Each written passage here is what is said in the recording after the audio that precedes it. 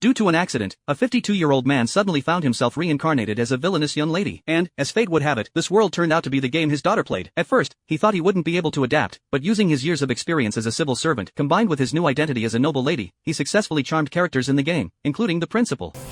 なぜならば学園長におかれましてもご機嫌麗しゅう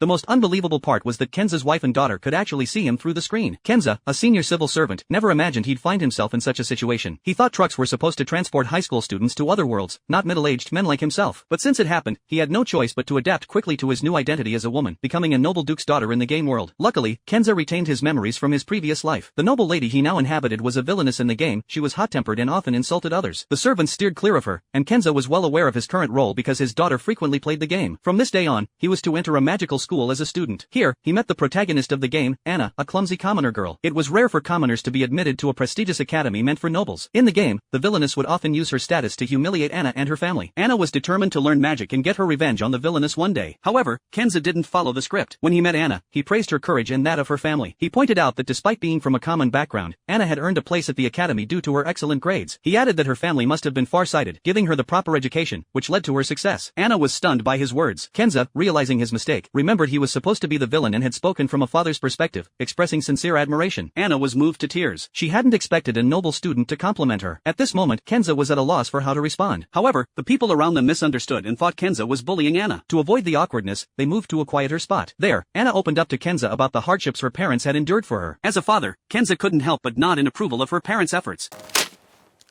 あなたがご自身の素養を十分に伸ばしあなた自身が幸福な人生を送ることそれがあなたのご両親が本当に望んでおられることではなくて Anna, deeply touched, asked Kenza how he knew so much about her parents. Just then, a blonde boy approached. He was the country's first prince and a member of the student council. According to the game's setting, the villainous young lady's goal was to pursue every handsome member of the student council. Whenever Anna was about to develop a relationship with one of them, the villainess would step in to try and ruin it. However, the biggest issue at the moment was that Kenza had forgotten the prince's name. According to high society etiquette, people of high status never introduced themselves. If Kenza didn't introduce the prince to Anna, it would be quite inappropriate. Being a civil servant, Kenza quickly found a solution. He made the situation seem mysterious and asked Anna to guess who the blonde boy was, finally revealing that he was the country's first prince. Anna, in complete shock, blurted out his name, correctly identifying the prince. With that, Kenza had achieved his goal. In the end, Kenza and Anna became friends.